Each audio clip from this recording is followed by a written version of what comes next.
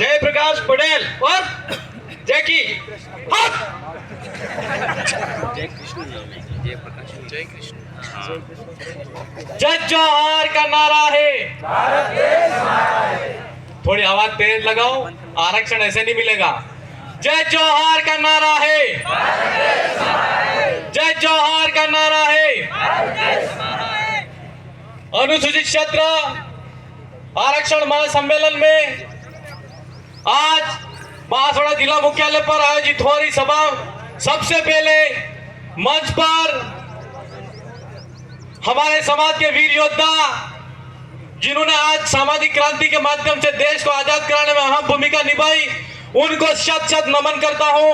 और गांव गांव डाणी डाणी से आने वाले मेरे युवा साथी, आप सबको और डूंगरपुर के आने वाले मेरे युवा भाइयों, श्रीमान राजकुमार जी रोड, हमारे सांसद के प्रत्याशी, आप सभी को मेरा क्रांतिकारी जोहार।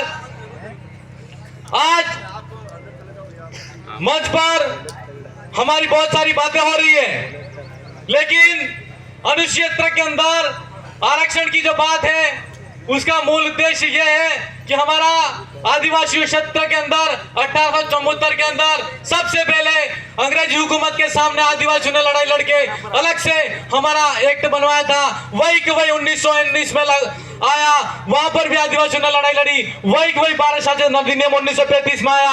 इसके बाद में हमारे देश के अंदर जब संविधान बना तो 1950 के अंदर 5वीं अनुसूची और अनुसूचित क्षेत्र को शामिल तो किया गया, लेकिन अनुसूचित क्षेत्र में आदिवासियों के ऊपर 5वीं अनुसूची जो पूर्ण रूप से धरातल पे लागू होनी चाहिए थी वो नहीं हुई। इसी के कारण आज आदिवासियों को पूर्ण रूप से आरक्षण नहीं मिला है। तो हम इस सभा के माध्यम से 2 बार सरकार के सामने पहले भी हमारे 2018 में राजकुमार जी और राम प्रसाद जी जब विधानसभा में गए थे तो उन्होंने पुरजोर तरीके से आरक्षण की मांग को उठाया था और आदिवासियों की आवाज को और बिल प्रदेश की आवाज को बुलंद किया, लेकिन सरकार ने नहीं सुना। लेकिन इस बार हम ये कहना चाहते हैं राजस्थान की स्वतंत्र सरकार से कि हमारा जो आरक्षण का मामला है, अनुसूचित क्षेत्र के अंदर जो आरक्षण की जो बात और मांग उठ रही है, युवा आपके माध्यम से ये कहना चाहता है और हमारे समाज की मांग को पटेललाल सरकार से कहना है कि जल्द से जल्द हमारी मांग को सुने।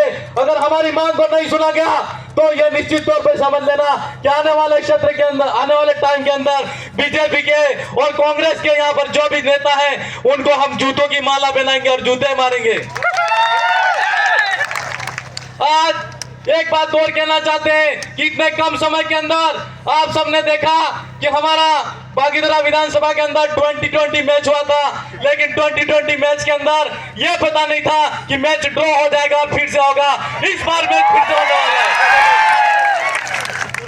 तो आप सबने देखा कि समय के साथ में एक ही आदमी था जिसका मतलब मोदी से प्रभावित हुआ यूं कहते हैं, पर हमको ऐसा लगता है कि आप मोदी से प्रभावित नहीं हुए थे, ईडी से प्रताड़ित हुए थे और इसीलिए आप बीजेपी के अंदर ज्वाइन करने की मजबूरी हो गई। तो हम, और दूसरी बात, ईडी से तो डरे हुए थे ही सही, लेकिन साथ साथ ईडी से भी डरे हुए थे।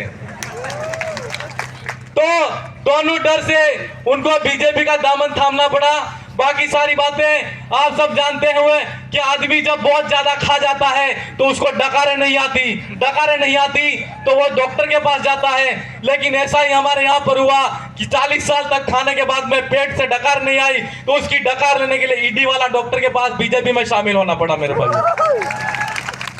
तो आप सबको पता है और ज्यादा समय नहीं लूंगा, लेकिन चिट्ठी पकड़ा दी है, लेकिन मुझे इस बात की चिंता नहीं है कि ये वसुंधरा जी की सीएम कुर्सी चलेगी, मेरी कोई कुर्सी जाने वाली नहीं है।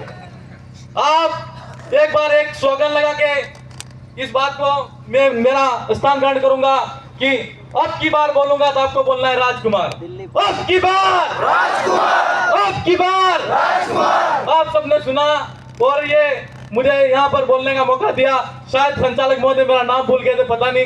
आप सबको जय जोहार, जय आदिवासी, जय बिल प्रदेश। फिर मिलेंगे, बार बार मिलते रहेंगे। आप सबकी जय।